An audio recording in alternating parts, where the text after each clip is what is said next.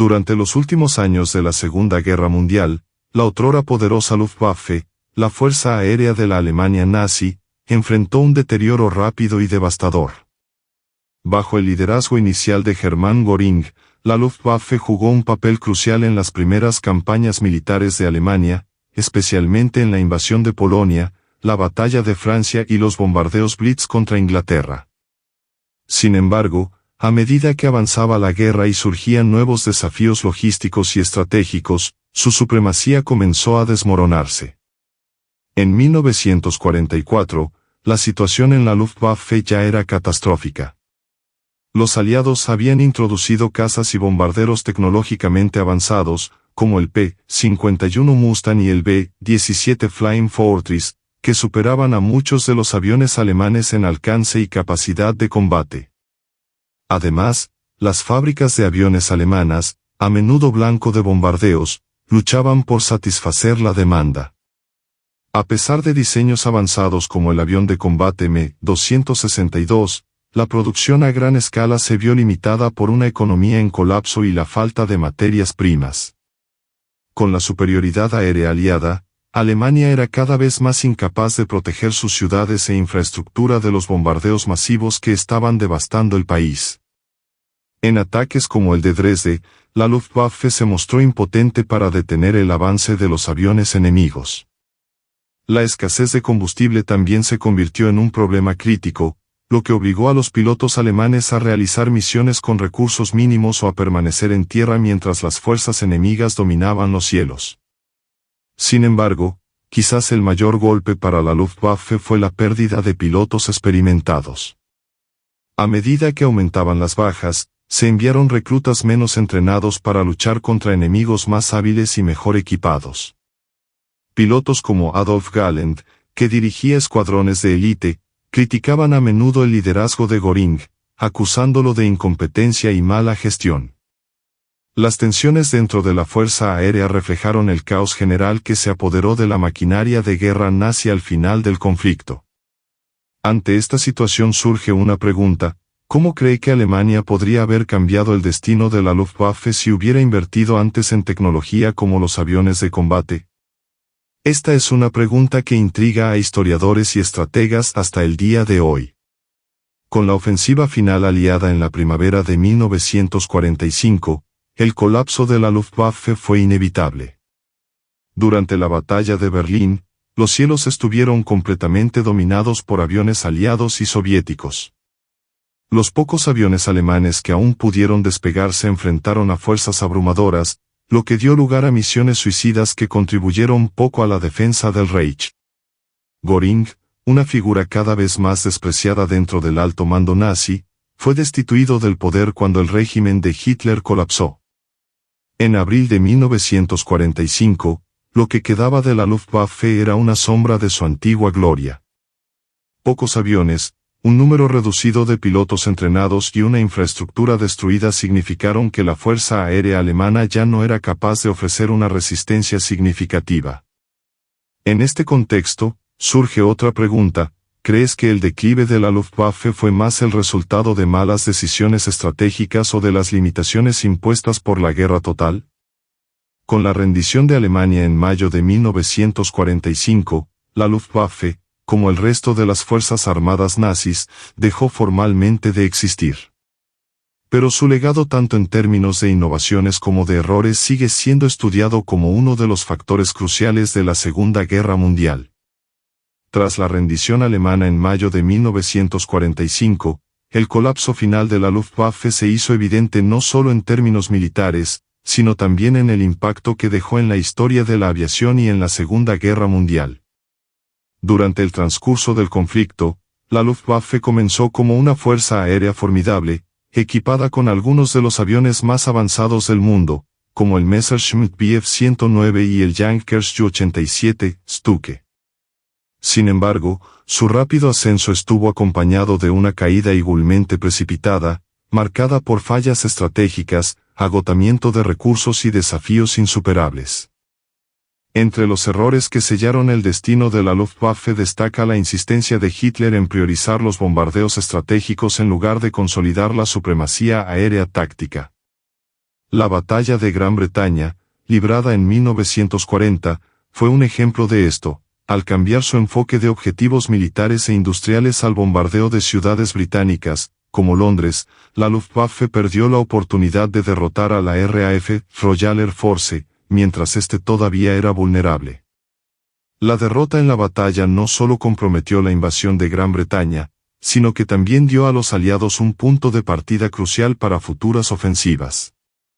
La Luftwaffe también enfrentó dificultades causadas por el propio sistema nazi, que favorecía la lealtad política sobre la competencia técnica. Hermann Göring, que dirigía la Fuerza Aérea, a menudo tomaba decisiones basándose en alianzas políticas dentro del régimen de Hitler en lugar de confiar en el Consejo de Expertos Militares. Esto resultó en una asignación ineficaz de recursos, retrasos en el desarrollo de nuevas tecnologías y un liderazgo desorganizado. La llegada de los bombardeos aliados durante la campaña de 1944 y 1945 devastó a Alemania. Los incesantes ataques aéreos contra ciudades como Hamburgo, Berlín y Dresde demostraron la incapacidad de la Luftwaffe para defender su propia patria. El programa de producción de los avanzados aviones de combate Messerschmitt Me-262 se vio obstaculizado por la insistencia de Hitler en utilizarlos como bombarderos, retrasando su impacto en el campo de batalla. Cuando finalmente entraron en funcionamiento, ya era demasiado tarde para marcar una diferencia significativa en la guerra. Otro factor crucial fue la formación inadecuada de los pilotos. Al comienzo de la guerra, la Luftwaffe contaba con una élite de pilotos extremadamente bien entrenados, que acumulaban victorias en combates contra enemigos menos experimentados. Sin embargo, a medida que aumentaron las pérdidas, se hizo imposible mantener el rigor del entrenamiento. Los nuevos reclutas, a menudo enviados al frente con entrenamiento insuficiente, fueron rápidamente derribados por los pilotos aliados, que ahora tenían superioridad numérica y tecnológica. Mientras tanto, la infraestructura necesaria para mantener operativa la Luftwaffe estaba en ruinas. Las fábricas de aviones fueron bombardeadas continuamente, se cortaron las líneas de suministro de combustible y la escasez de materiales críticos como el aluminio y el caucho dificultó aún más la producción. El sistema ferroviario alemán, fundamental para el transporte de piezas y aviones, resultó gravemente dañado, paralizando las operaciones logísticas. En los últimos meses de la guerra, la Luftwaffe dejó de ser una fuerza ofensiva. Sus últimos aviones se utilizaron casi exclusivamente en operaciones defensivas desesperadas, en las que a menudo participaban pilotos jóvenes que poco o nada podían hacer contra fuerzas aliadas superiores. A pesar de algunas iniciativas innovadoras, como el programa Wunderwaffen, Armas Maravillosas, que incluía cazas avanzados e incluso cohetes como el Quinto II, estas tecnologías no se implementaron a una escala suficiente para cambiar el curso del conflicto. Con la ocupación aliada de Alemania, la Luftwaffe se disolvió oficialmente. Muchos de sus líderes fueron capturados y juzgados por crímenes de guerra en el Tribunal de Nuremberg, incluido Hermann Göring, quien se suicidó poco antes de su ejecución. Los pilotos que sobrevivieron se enfrentaron a un futuro incierto, y muchos de ellos fueron encarcelados o vivieron bajo estricta vigilancia por parte de las fuerzas de ocupación. Por otro lado, los avances tecnológicos de la Luftwaffe, como los motores a reacción, inspiraron directamente los diseños de aviones de posguerra en todo el mundo.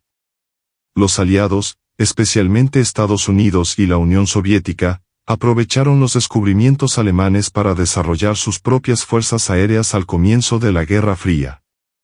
La Luftwaffe, que había sido un pilar de la estrategia militar nazi, dejó un legado contradictorio. Al mismo tiempo que fue un símbolo de destrucción, también se convirtió en una referencia en el desarrollo de la aviación moderna. Con el fin de la Luftwaffe tras la capitulación de Alemania, la derrota no fue solo militar, sino también psicológica y cultural.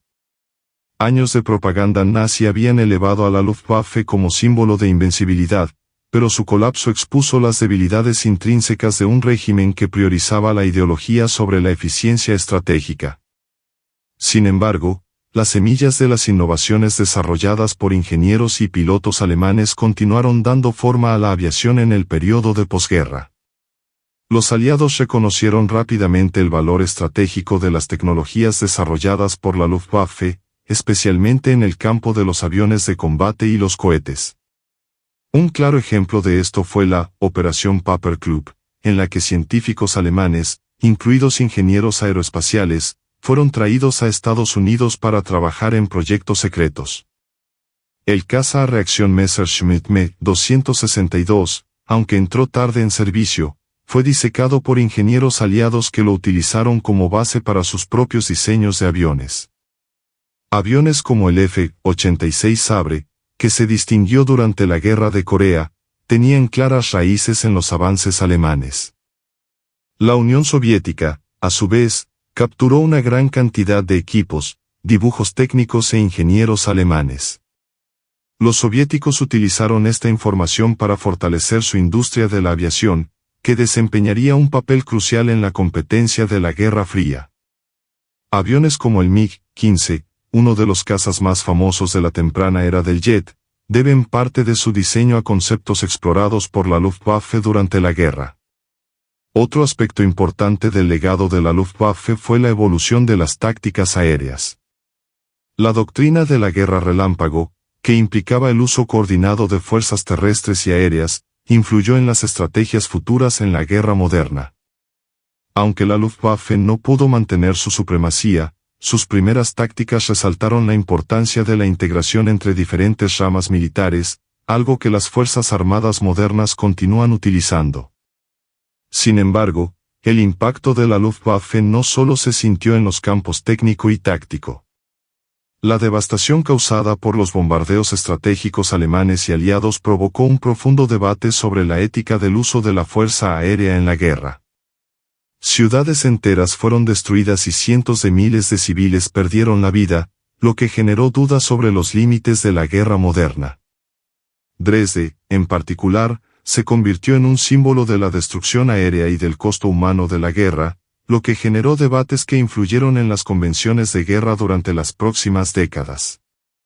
En el propio territorio alemán, el fin de la Luftwaffe dejó un vacío de poder militar aéreo que solo se llenó años después, con la creación de la Fuerza Aérea Alemana, Bundesluftwaffe, en 1956, como parte de Alemania Occidental. Con el país dividido entre Occidente y Oriente, la Bundesluftwaffe se convirtió en un actor clave en el alineamiento de Alemania Occidental con la OTAN, mientras que Alemania Oriental integró sus fuerzas aéreas en el Pacto de Varsovia. Entre los veteranos de la Luftwaffe, muchos se enfrentaban a un futuro sombrío. Aquellos que no fueron capturados ni asesinados tuvieron que adaptarse a una nueva realidad, enfrentándose a menudo al estigma y a dificultades económicas. Los pilotos y oficiales que alguna vez disfrutaron de prestigio ahora eran vistos con sospecha en un país ocupado y dividido. El fin de la Luftwaffe también marcó el fin de una era de idealización de la guerra aérea. Si al comienzo del conflicto los pilotos eran vistos como héroes audaces, que afrontaban el peligro con valentía, el final de la guerra demostró que la realidad era mucho más cruel. El estrés físico y psicológico que sufrieron los pilotos, especialmente en los últimos años del conflicto, reveló el lado más oscuro de la guerra. Con el colapso de la Luftwaffe, muchas figuras de la Fuerza Aérea Central enfrentaron destinos de posguerra drásticamente diferentes, lo que refleja la fragmentación del Reich y las prioridades de las fuerzas ocupantes aliadas. Hermann Göring, el emblemático comandante de la Luftwaffe, fue capturado por las fuerzas estadounidenses y juzgado en Nuremberg. Fue acusado de crímenes contra la humanidad, planificación y ejecución de una guerra de agresión y otros cargos que reflejaban la maquinaria de guerra de la que la Luftwaffe era una parte crucial. Aunque intentó defender sus acciones afirmando que era un soldado que seguía órdenes y que la Luftwaffe operaba dentro de las normas militares de la época, Göring fue condenado a muerte. Antes de ser ejecutado, se suicidó ingiriendo cianuro en su celda. Otros oficiales de la Luftwaffe corrieron suerte diferente. Adolf Galland, uno de los ases más famosos de la Fuerza Aérea y un crítico abierto de Göring en los últimos años del conflicto, fue capturado por los aliados pero escapó a duros juicios debido a su condición de piloto de combate y su falta de participación directa en los crímenes nazis. Después de la guerra, Galen trabajó como consultor de aviación, ayudando a desarrollar las fuerzas aéreas en América Latina y participando en debates históricos sobre la Segunda Guerra Mundial. Los ingenieros de la Luftwaffe, especialmente aquellos involucrados en el desarrollo de tecnologías avanzadas, se convirtieron en activos valiosos en la carrera tecnológica de la posguerra. Científicos como Wernher von Braun, que habían trabajado en cohetes V-2, fueron transferidos a Estados Unidos en el marco de programas como la Operación Paperclip. Aunque von Braun estuvo más asociado con el programa espacial que la Luftwaffe, otros ingenieros aeronáuticos y expertos en motores a reacción contribuyeron directamente al avance de la aviación militar estadounidense y soviética. En el campo alemán, los restos físicos y culturales de la Luftwaffe fueron lentamente borrados o reutilizados. Los aeródromos militares, muchos de ellos destruidos por los bombardeos aliados, fueron desmantelados o convertidos en instalaciones civiles. La infraestructura restante de la Luftwaffe fue desmilitarizada bajo supervisión aliada, y a Alemania se le prohibió poseer una fuerza aérea durante más de una década después de la guerra. La destrucción de la Luftwaffe y el impacto de los bombardeos aliados tuvieron profundas consecuencias en la sociedad alemana. Para la población civil, los últimos años de la guerra estuvieron marcados por una creciente sensación de impotencia a medida que las ciudades quedaban reducidas a escombros. El bombardeo de Dresde, en particular, se convirtió en un símbolo de devastación. Con más de 25.000 muertos en un solo ataque, la ciudad quedó prácticamente arrasada, dejando cicatrices físicas y emocionales que persisten hasta el día de hoy. Estas acciones también abrieron debates éticos internacionales sobre los límites de la guerra aérea, alimentando críticas a la estrategia de bombardeo masivo. Sin embargo, lo que quedó de la Luftwaffe fue estudiado cuidadosamente por las potencias vencedoras. Se analizó la documentación sobre tácticas, entrenamiento y desempeño operativo para informar el desarrollo de nuevas doctrinas aéreas. Esto resultó particularmente relevante durante la Guerra Fría, cuando los avances tecnológicos de la Luftwaffe influyeron directamente en las estrategias aéreas de Estados Unidos y la Unión Soviética. La Luftwaffe, a pesar de ser derrotada, dejó un legado técnico que dio forma a la aviación militar mundial durante las próximas décadas. Con el paso de los años, expilotos de la Luftwaffe comenzaron a compartir sus experiencias, revelando a menudo detalles sombríos sobre las realidades del combate aéreo.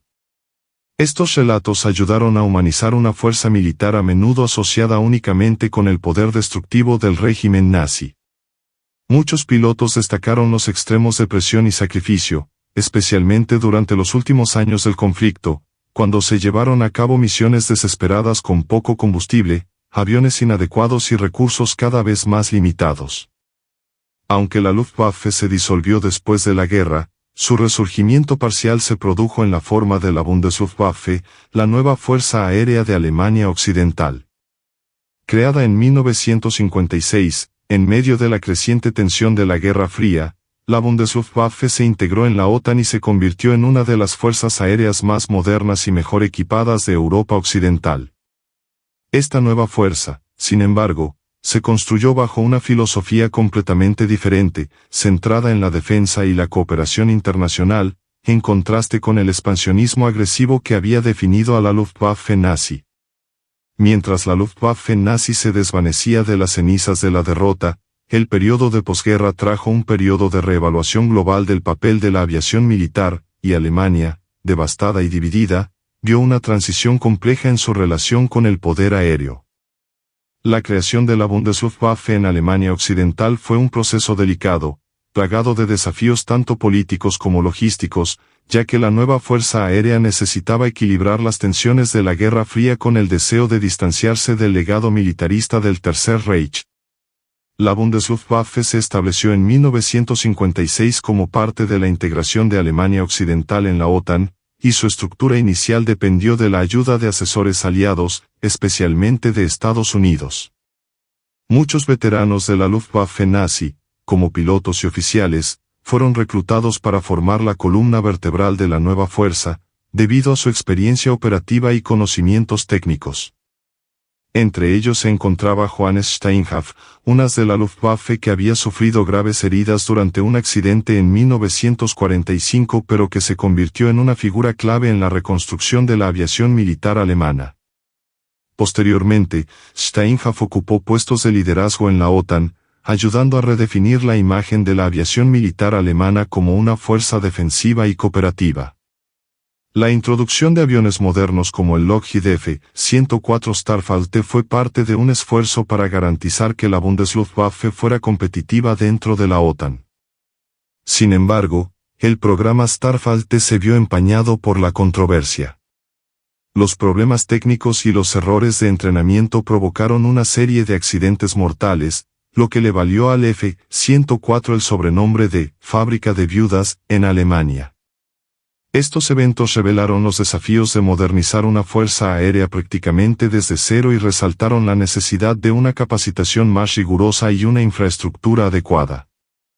Mientras tanto, en Alemania del Este, se formó bajo control soviético la fuerza aérea conocida como Luftstreitkräfte der NVA. Equipados principalmente con cazas MiG de fabricación soviética, se convirtieron en un pilar del Pacto de Varsovia, entrenados y operando bajo estrictas doctrinas militares soviéticas. La división entre las fuerzas aéreas de las dos Alemanias simbolizó el conflicto ideológico más amplio de la Guerra Fría, en el que ambas fuerzas representaban frentes opuestos en una posible guerra en Europa. Al mismo tiempo, el legado histórico y tecnológico de la Luftwaffe nazi siguió repercutiendo a nivel mundial. El impacto de los aviones alemanes Me-262 se sintió en todo el mundo, influyendo en el desarrollo de aviones militares en Estados Unidos, la Unión Soviética y Gran Bretaña.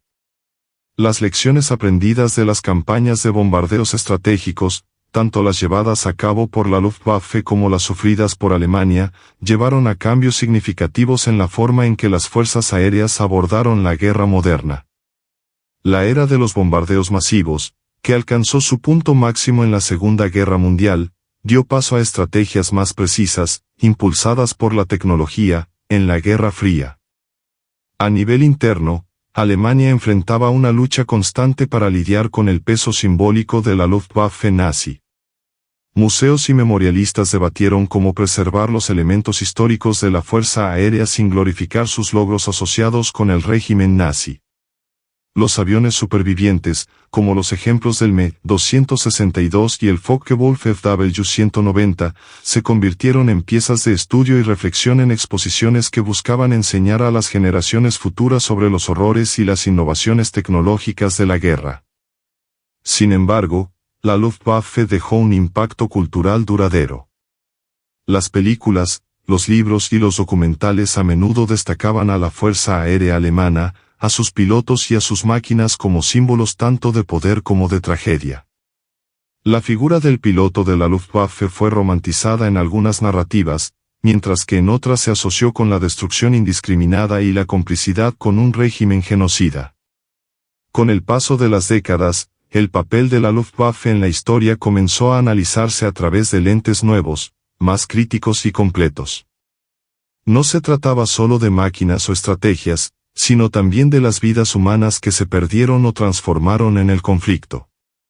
Tanto los aviadores que lucharon como los civiles que sufrieron los bombardeos tenían profundas cicatrices que resonaban en recuerdos y relatos. En los años posteriores a la guerra, la Luftwaffe nazi fue reevaluada no solo por el impacto militar que tuvo, sino también por lo que representó en términos de innovación tecnológica y transformación estratégica.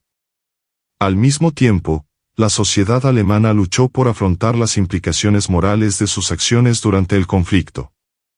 Mientras algunas figuras de la Luftwaffe intentaban distanciarse del régimen nazi, otras permanecían bajo la sombra de un sistema que utilizaba su fuerza aérea como herramienta de expansión y destrucción. El aspecto tecnológico siguió siendo un área de fascinación y estudio.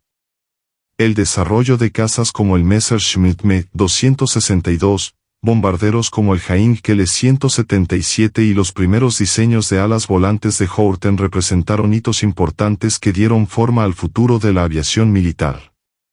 Aunque la Luftwaffe no pudo explotar todo el potencial de estas innovaciones durante la guerra, estos diseños influyeron directamente en la aviación de posguerra. En Estados Unidos, proyectos secretos como el desarrollo del avión espía U-2 y el primer avión furtivo aprovecharon las lecciones aprendidas de los avances alemanes. En la Unión Soviética, los ingenieros también recurrieron a conceptos alemanes, particularmente en el campo de los motores a reacción y la aerodinámica avanzada. Durante la Guerra Fría, las dos superpotencias compitieron para superarse mutuamente en avances aéreos y espaciales, a menudo utilizando la experiencia alemana adquirida durante la ocupación. La carrera armamentista, que culminó con logros como el primer vuelo supersónico y la exploración del espacio, tuvo profundas raíces en los avances iniciados durante los últimos años de la Luftwaffe. Mientras tanto, el papel simbólico de la Luftwaffe se fue transformando lentamente. Para muchos veteranos alemanes, la asociación con el régimen nazi fue una pesada carga. Pilotos como Erich Hartmann, el mayor as de la aviación de la historia con 352 victorias confirmadas, pasaron años después de la guerra luchando para limpiar sus nombres de cualquier acusación de crímenes de guerra. Hartmann fue capturado por los soviéticos y pasó una década en campos de prisioneros antes de ser liberado, convirtiéndose finalmente en uno de los mejores instructores de la Bundesluftwaffe. Sin embargo, para la sociedad alemana, la Luftwaffe representó un capítulo doloroso de su historia. Los bombardeos sobre ciudades como Coventry, Londres, Stalingrado y, más tarde, los propios centros urbanos alemanes, fueron testimonio del poder destructivo de la guerra aérea.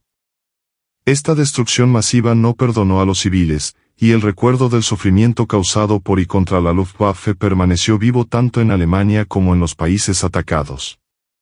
En los tribunales de Nuremberg y en las décadas siguientes, se debatió ampliamente el papel de la Luftwaffe. Si bien Hermann Göring fue condenado como una de las figuras centrales del régimen nazi, otros líderes escaparon de duros juicios debido al enfoque de los aliados en perseguir a aquellos directamente involucrados en crímenes de guerra y el Holocausto. Aún así, muchos oficiales fueron interrogados exhaustivamente para proporcionar información sobre la estructura y las operaciones de la Fuerza Aérea Alemana, lo que ayudó a los aliados a comprender los fracasos y los éxitos del modelo militar nazi. En el contexto interno, la Bundesluftwaffe buscó crear una fuerza aérea con una identidad completamente nueva, disociada del pasado nazi. La doctrina operativa se ha diseñado para reflejar los valores de la OTAN, con énfasis en la defensa colectiva y el respeto al derecho internacional. El entrenamiento de pilotos alemanes comenzó a llevarse a cabo en bases aliadas, principalmente en Estados Unidos y Canadá, reforzando el compromiso de Alemania Occidental con un enfoque más ético y colaborativo de la guerra moderna. Con el paso del tiempo, los historiadores e investigadores comenzaron a analizar más profundamente el impacto de las decisiones estratégicas tomadas por la Luftwaffe. La insistencia en los bombardeos estratégicos, la sobreestimación de las capacidades de sus pilotos y la falta de inversión adecuada en nuevas tecnologías en las primeras etapas de la guerra fueron ampliamente considerados errores fatales. Asimismo, la incapacidad de Göring para organizar y dirigir eficazmente la Luftwaffe contribuyó a su colapso. Muchos oficiales alemanes después de la guerra describieron su frustración por la falta de una dirección clara en el alto mando, especialmente durante los últimos años. Hoy en día, el legado de la Luftwaffe es un tema que suscita sentimientos encontrados.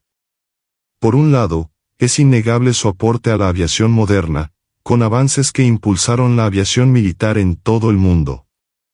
Por otro lado, no se puede ignorar su papel como herramienta de opresión y destrucción en el régimen nazi. Los memorialistas, museos e historiadores continúan explorando estos aspectos, asegurándose de que las lecciones del pasado sigan vivas. El impacto de la Luftwaffe en el escenario militar global continuó sintiéndose mucho más allá de su disolución formal al final de la Segunda Guerra Mundial. Una de las preguntas centrales que surgieron en el periodo de posguerra fue cómo la Fuerza Aérea Alemana, que comenzó la guerra como una de las más poderosas del mundo, logró desintegrarse tan rápidamente bajo la presión de un conflicto prolongado. Este colapso reveló lecciones que dieron forma a la evolución de la guerra aérea durante la Guerra Fría y más allá. Los errores estratégicos de la Luftwaffe, como su incapacidad para desarrollar bombarderos eficaces de largo alcance y su insistencia en proyectos megalómanos que consumían recursos sin resultados prácticos, se convirtieron en casos de estudio en las academias militares. Un claro ejemplo fue el bombardero estratégico Heinkel 177, que sufrió graves problemas técnicos y nunca alcanzó el potencial deseado. Por el contrario, los aliados, con sus bombarderos como el B-17 Flying Fortress y el Lancaster, demostraron la importancia de una fuerza aérea estratégicamente equilibrada capaz de llevar a cabo misiones tanto tácticas como estratégicas. El impacto humano del colapso de la Luftwaffe también fue profundo. En los últimos meses de la guerra, se envió a pilotos jóvenes e inexpertos a misiones desesperadas contra las abrumadoras fuerzas aliadas. Muchos de estos pilotos, algunos de tan solo 18 años, fueron víctimas de un liderazgo que priorizaba el cumplimiento de órdenes imposibles sobre el bienestar de sus tropas. Esta situación provocó un sentimiento de amargura entre los supervivientes, muchos de los cuales cuestionaron las decisiones tomadas por el alto mando de la Luftwaffe. En la Alemania de posguerra, la narrativa pública sobre la Luftwaffe estuvo marcada por una paradoja. Por un lado, hubo un esfuerzo por disociar la nueva Bundesluftwaffe del legado nazi, enfatizando su función defensiva y su alineación con los valores democráticos occidentales. Por otro lado, la memoria de los heroicos pilotos y las tecnologías avanzadas de la Luftwaffe siguió siendo celebrada en ciertos círculos, a menudo de forma romántica. Esta tensión reflejaba la lucha más amplia de Alemania por aceptar su pasado militarista mientras intentaba reinventarse como un país pacífico y democrático. A nivel internacional, el impacto de la Luftwaffe fue igualmente ambivalente. Si bien sus innovaciones tecnológicas fueron admiradas e integradas en programas de desarrollo, su asociación con el régimen nazi y sus campañas destructivas generaron críticas duraderas.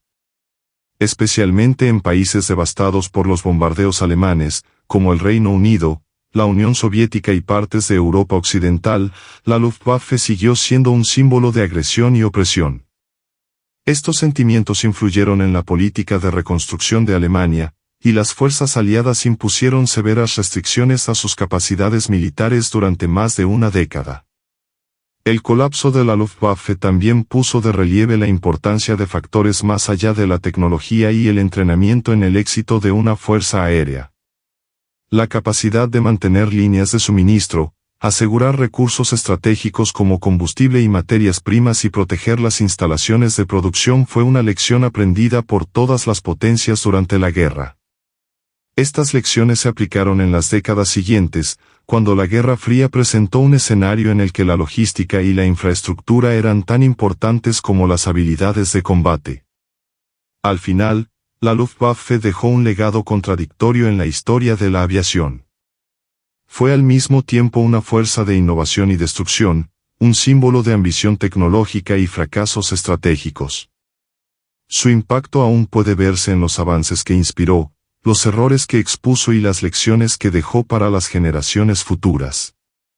Con el fin de la Luftwaffe y el comienzo de un periodo de reconstrucción global, la aviación militar entró en una nueva era marcada por los avances tecnológicos y las lecciones aprendidas durante la Segunda Guerra Mundial. Los modelos de aviones desarrollados poco después del conflicto estuvieron profundamente influenciados por las innovaciones que introdujo la Luftwaffe, especialmente en el campo de la propulsión a reacción y la aerodinámica. Un primer ejemplo notable fue el desarrollo por parte de los Estados Unidos del Lockheed P-80 Shooting Star, que se convirtió en el primer caza a reacción operativo de la Fuerza Aérea de los Estados Unidos.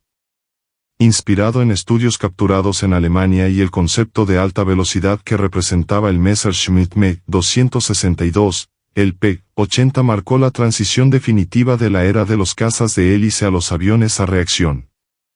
Aunque la estrella fugaz no entró en combate en la Segunda Guerra Mundial, jugó un papel importante durante la Guerra de Corea, demostrando cómo la aviación militar había evolucionado en tan solo unos años. En la Unión Soviética, el caza MiG-15 fue una respuesta directa a los avances tecnológicos observados en los aviones alemanes. Diseñado alrededor de motores a reacción Rolls-Royce que, irónicamente, los británicos vendieron a los soviéticos antes de que escalara la Guerra Fría, el MiG-15 se convirtió en uno de los cazas más famosos de la historia. Se utilizó ampliamente en la Guerra de Corea y fue el primer caza soviético que se enfrentó directamente a las fuerzas aéreas occidentales. Su elegante diseño y su superior capacidad de combate demostraron que la aviación militar había entrado en una nueva fase, donde la velocidad y la altitud dominaban las tácticas. En Occidente, la introducción del F-86 Sabre norteamericano fue un hito importante. Inspirado tanto en el Me-262 como en las innovaciones aerodinámicas alemanas, el F-86 fue un adversario directo del MiG-15 en la Guerra de Corea.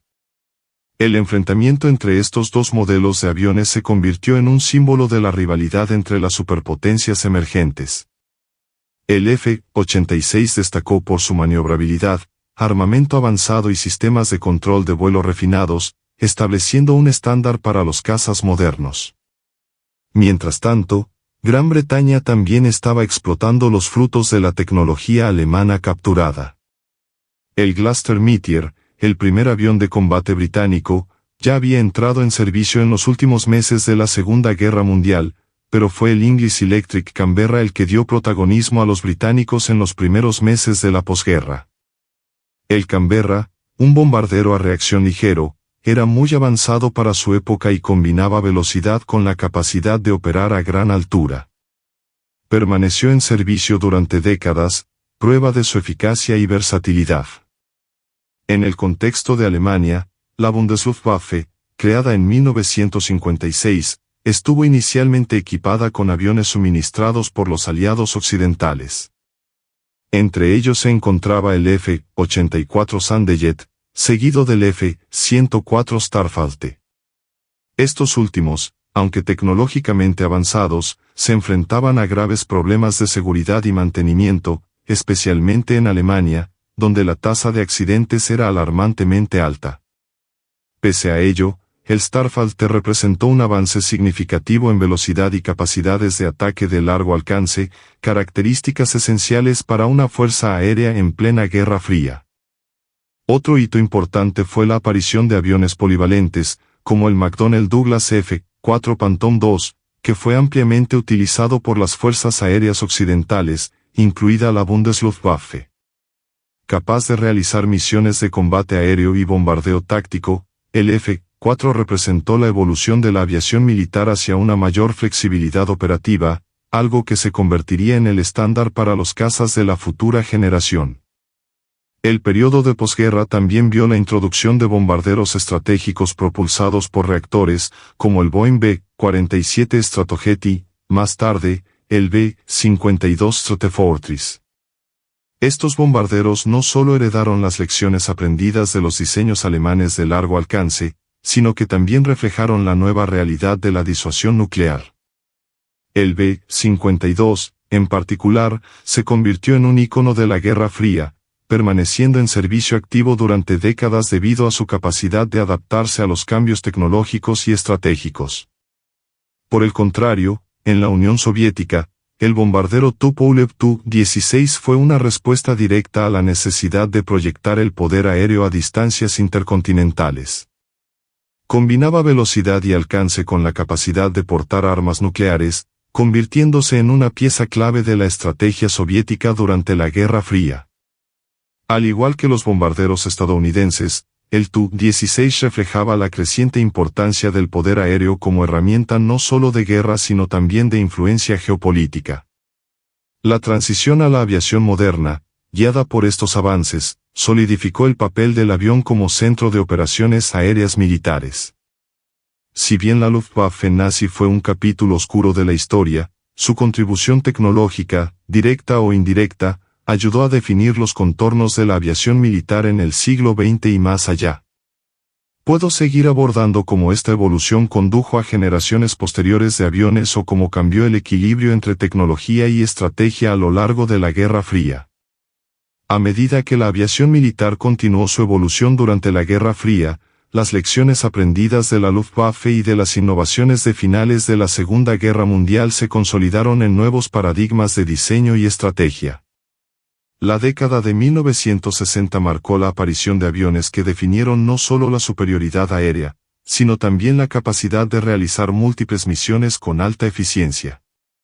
Los cazas de segunda generación, como el McDonnell Douglas F-4 Phantom II y el MiG-21 soviético, se destacaron como ejemplos sorprendentes de esta época.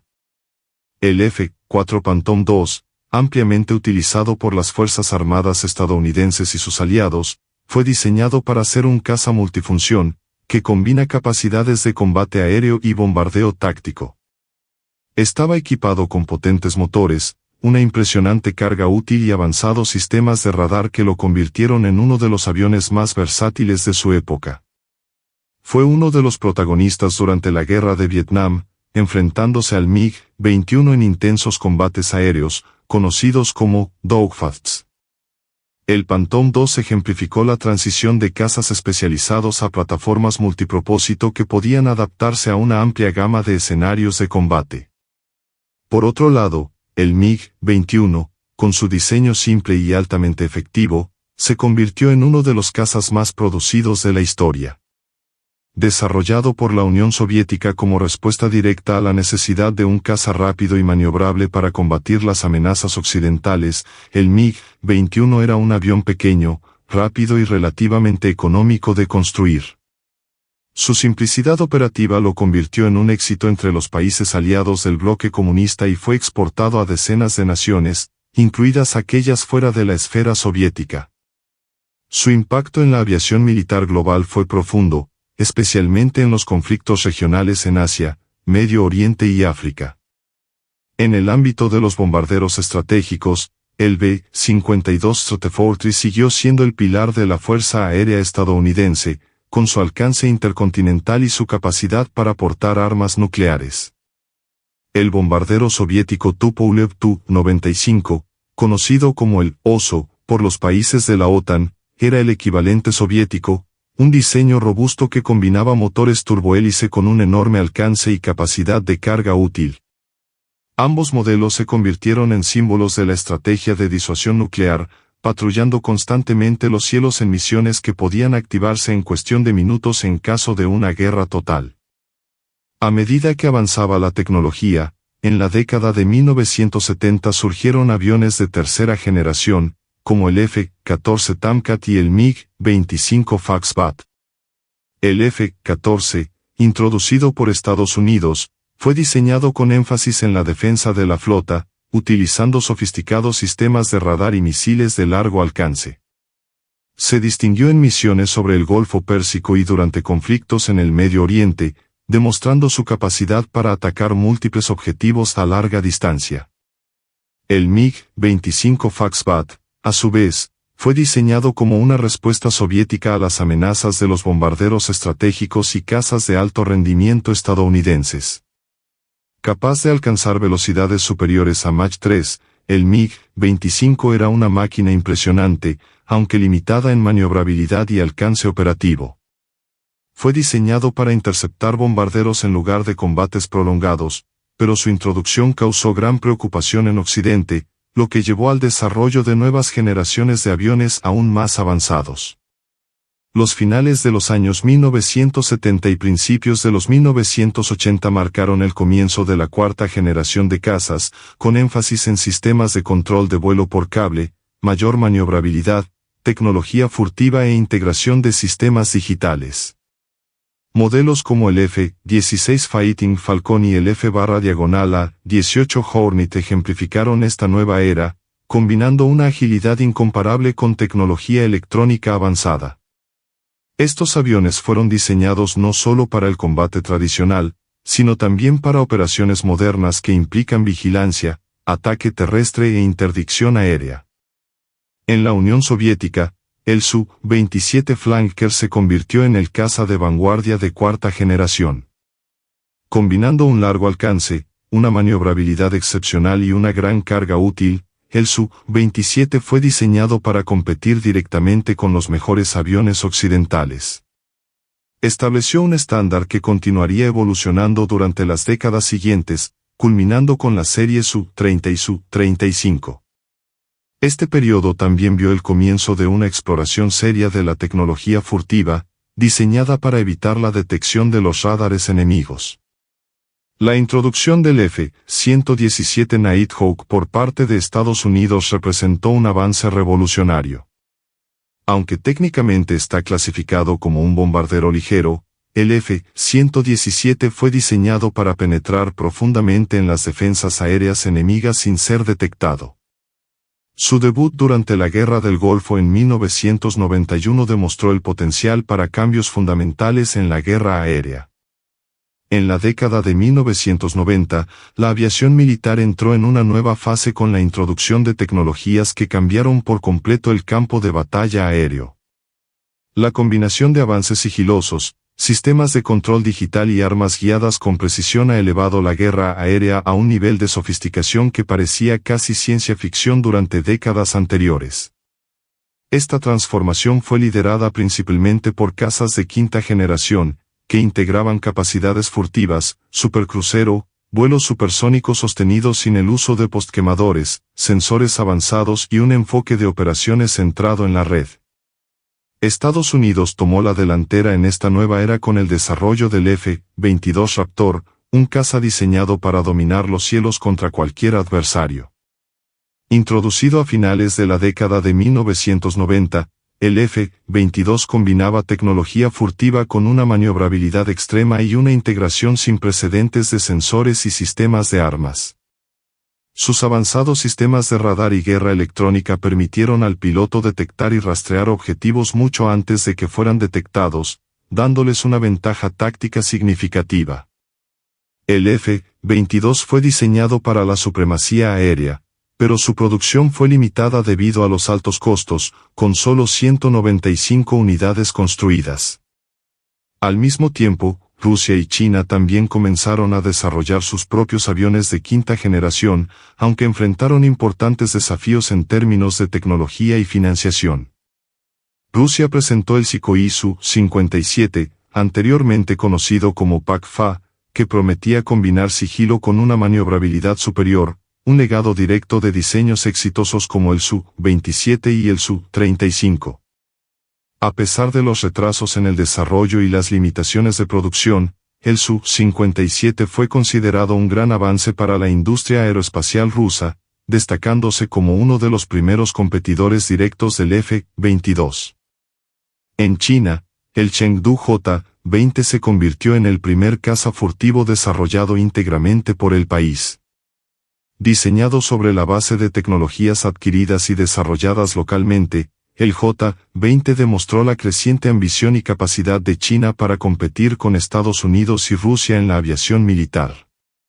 El J-20 se destacó por su largo alcance, su importante capacidad de carga útil y sus tecnologías sigilosas adaptadas a escenarios específicos de Asia y el Pacífico.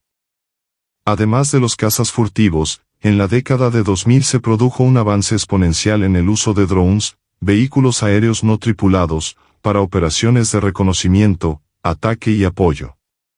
Modelos como el MQ-1 Predator y más tarde el MQ-9 Reaper redefinieron la forma en que los militares abordaban la guerra aérea.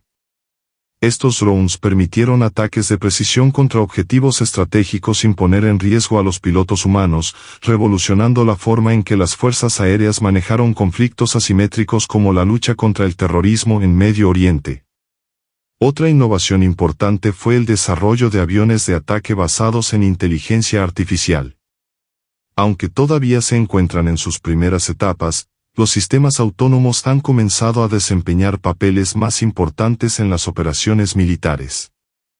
Aviones como el 10-47B de la Marina estadounidense representaron los primeros pasos hacia una aviación totalmente autónoma, capaz de operar en entornos de combate sin intervención humana directa.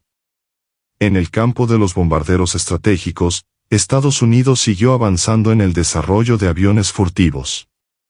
El B-2 Spirit, introducido en la década de 1990, siguió siendo uno de los bombarderos más sofisticados y costosos jamás construidos, con la capacidad de penetrar densas defensas aéreas y realizar ataques de precisión con armas convencionales o nucleares. Con el paso del tiempo, Estados Unidos comenzó a trabajar en el sucesor del B-2, el B-21 Raider, diseñado para ser más asequible e incluso más avanzado tecnológicamente, con plena integración en redes de guerra cibernética y operaciones basadas en datos. Mientras tanto, la integración de los sistemas de guerra electrónica se ha convertido en una prioridad para muchas fuerzas aéreas. Aviones como el EA-18G Growler, especializado en interferencias electrónicas, desempeñaron un papel fundamental en la neutralización de los sistemas de defensa aérea enemigos, garantizando que otros aviones pudieran operar con seguridad. La guerra electrónica se volvió tan importante como la capacidad de combate tradicional, especialmente en un mundo donde las tecnologías de radar y misiles tierra-aire continuaron desarrollándose rápidamente.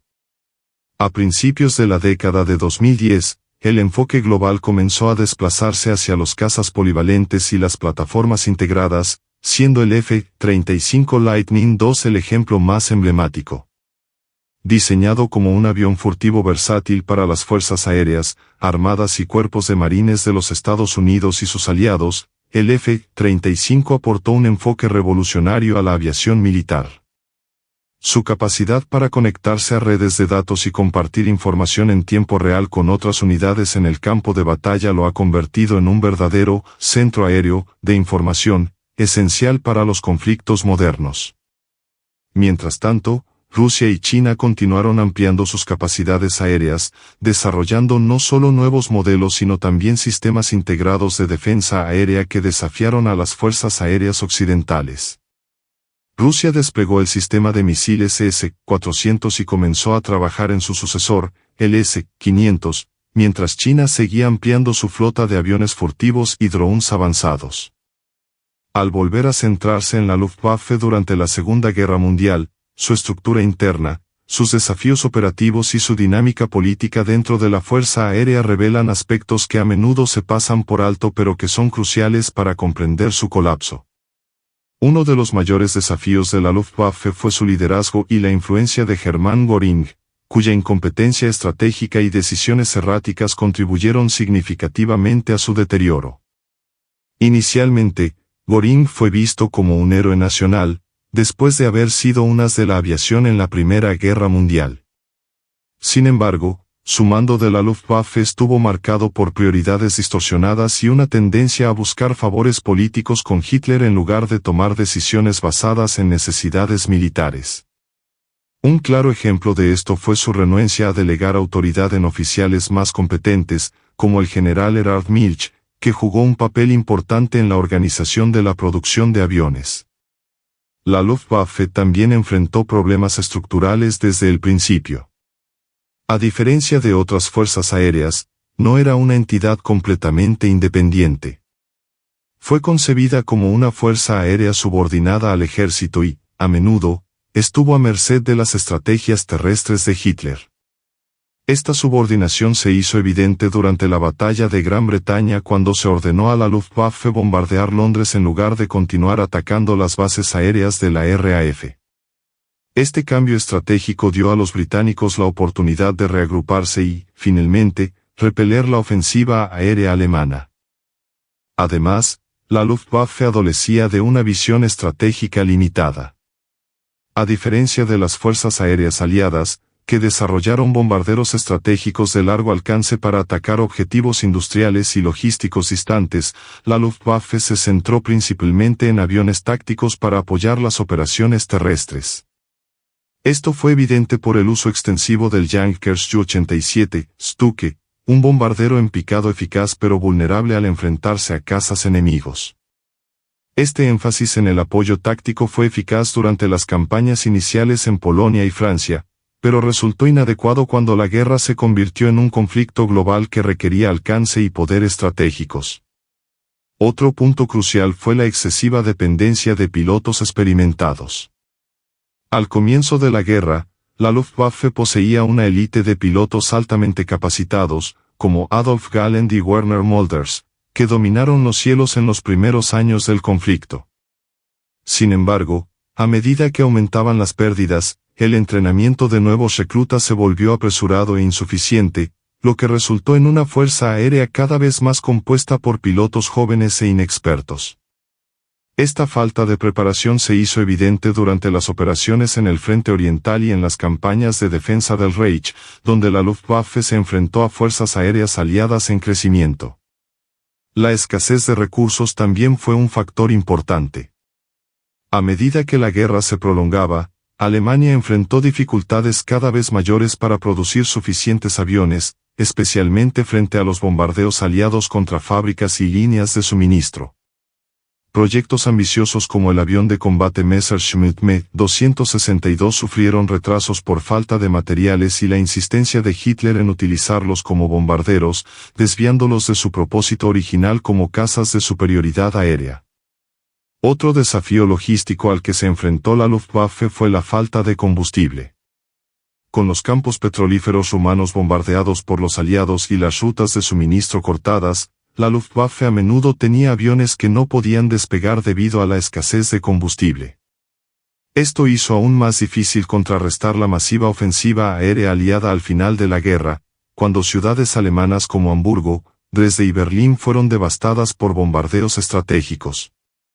Aunque la Luftwaffe tuvo algunas innovaciones tecnológicas impresionantes, como el bombardero Heinkel 219 y el caza a reacción Me-163 Coumet, estos proyectos a menudo se introdujeron demasiado tarde o en cantidades demasiado pequeñas para impactar significativamente el curso de la guerra.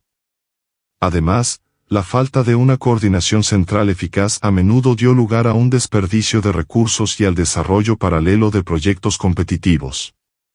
Al final de la guerra, la Luftwaffe estaba en ruinas.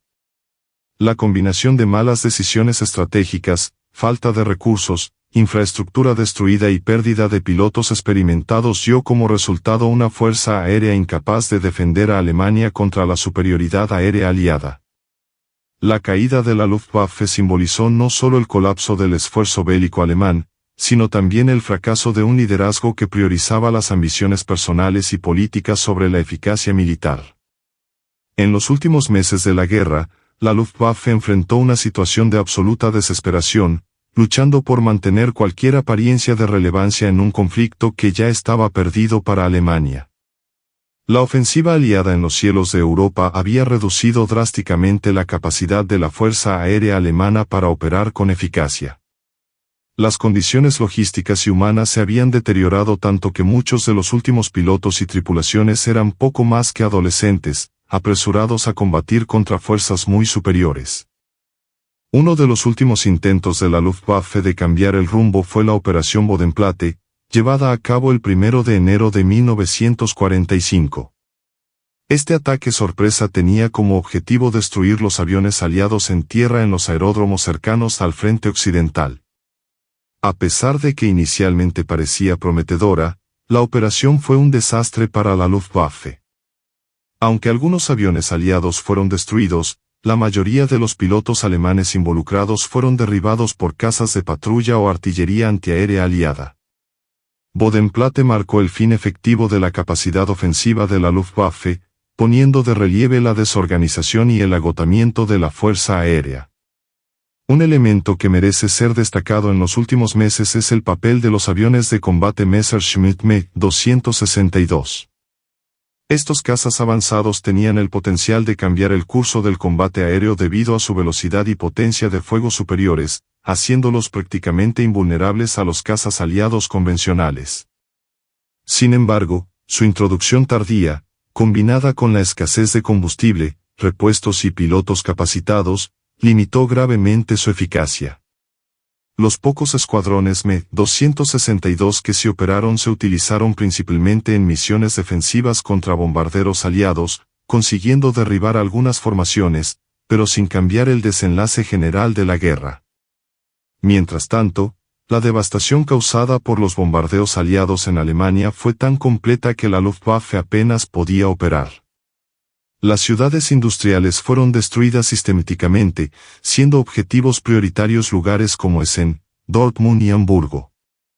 La campaña aérea estratégica aliada fue una demostración brutal de cómo la superioridad aérea podía romper la columna vertebral de un esfuerzo bélico, reduciendo la producción y los suministros de aviones a niveles insignificantes.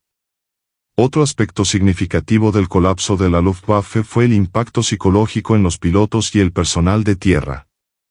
Muchos de ellos, especialmente los veteranos que habían luchado en los primeros años de la guerra, se desilusionaron del liderazgo del alto mando.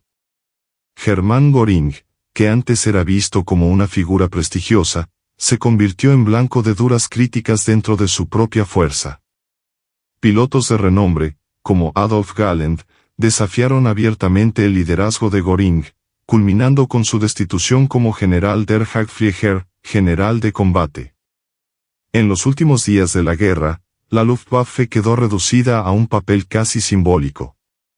Muchas de sus bases aéreas habían sido capturadas por las fuerzas aliadas o destruidas por los bombardeos, dejando solo pequeñas unidades operando en condiciones extremadamente precarias.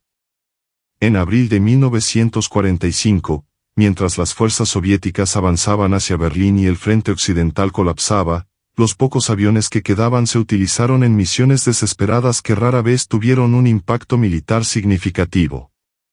La caída de Berlín en mayo de 1945 marcó el fin oficial de la Luftwaffe como entidad militar.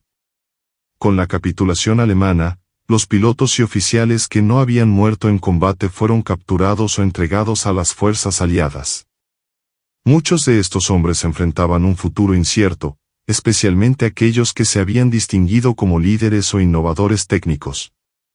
Aunque el alto mando de la Luftwaffe fue en gran parte desmantelado, no se olvidó la experiencia técnica acumulada durante los años de guerra.